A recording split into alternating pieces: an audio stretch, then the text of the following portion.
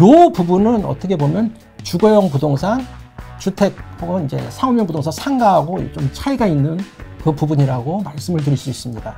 공장을 이제 중개사의 입장에서 이제 일처리 입장에서 본다면은 이제 공장과 주거용 주택의 그 차이점이 있다면 어떤 점이 다른 건가요? 예, 주거용 부동산하고 공장, 요 창고는 이제 물론 이제 차이점이 있는데, 공장은 이제 상업용 부동산의 한 종류라고 보시면 됩니다. 즉 상가하고 같은 종류의 부동산이라고 보시면 되고, 부동산의 입장에서. 그래서 따라서 요거 임대차의 경우는 법률상으로는 이제 상가 임대차 보호법하고 민법에 적용을 받는 부동산이라고 보시면 됩니다. 그런데 이제 공장은 이제 계약 직전까지 이제 해당 업종이 영업을 할 수 있는지 없는지, 즉 인허가 여부의 문제가 매우 중요한 이제 계약 체결 내용이기 때문에 요 부분은 어떻게 보면 주거용 부동산, 주택 혹은 이제 상업용 부동산 상가하고 좀 차이가 있는 그 부분이라고 말씀을 드릴 수 있습니다. 공장을 이제 중개사의 입장에서 이제 일처리 입장에서 본다면은 이제 공장은 주택과는 다르게 이제 사후 처리가 단순하거나 일의 양이 적기 때문에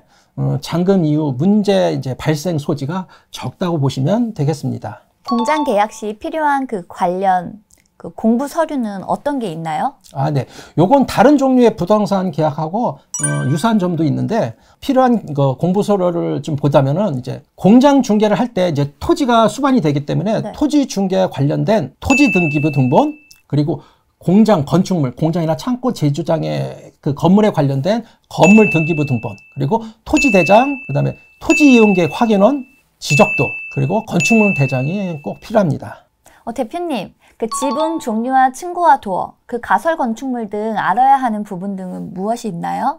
요거는 이제 공장에서 알아야 될 그 기초적인 사항, 그 기초적인 내용하고도 연관되는 건데, 조금 뭐 여기서 짤막하게 언급하자면은 지붕 같은 경우는 에이트러스 지붕이 있고 슬라브 지붕 두 가지로 구분할 수 있습니다. 네.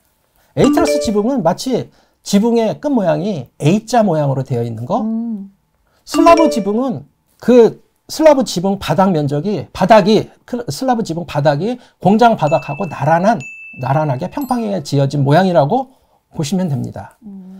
그 다음에 층고는, 공장의 층고는 매우 중요한데, 이 업종마다 필수적으로 항상 묻는 그 기초사항이 층고이기 때문에 층고가 높은 공장을 원하는 경우도 있고, 낮은 층고를 원하는 경우도 있습니다, 여기에. 대체적으로 이제 대부분의 업종이 높은 층고를 원하는데, 이제 특수한 업종, 예를 들자면 식품 같은 경우는 층고가 낮은 경우를 원하는 경우가 대부분이라고 보시면 됩니다. 다음 이제 말씀드리고 싶은 게, 이제 공장 1층 주출입구는 이제 보통은 이제 슬라이딩 도어, 양쪽으로 미끄러지는 형태로 지어진 주출입구를 슬라이딩 도어라고 말하고, 2층 이상으로 지어진 공장의 경우 2층 이상의 공장 내부로 기계들 또는 기계와 관련된 설비들을 집어넣어야 되는데, 그 반입구를 도비분이라고 부르고 있습니다. 그리고 이제 또 하나 이제 많이 등장하는 게 이제 가설 건축물이라는 게 이제 등장하게 되는데, 요거는 이제 계획관리 지역, 자연 녹지나 생산 녹지 지역 등 이렇게 건폐율이 낮은 지역에서 본 건물 공장만으로는 이제 그 제조를 하시는 분들이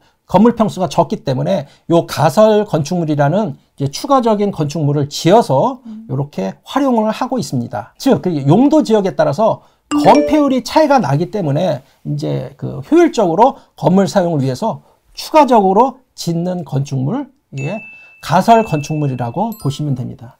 이런 것들이 또 많이 활용되기 때문에 기초적인 중개 내용으로 꼭 확인을 하셔야 되는 중요한 사항으로 보시면 되겠습니다. 요거는.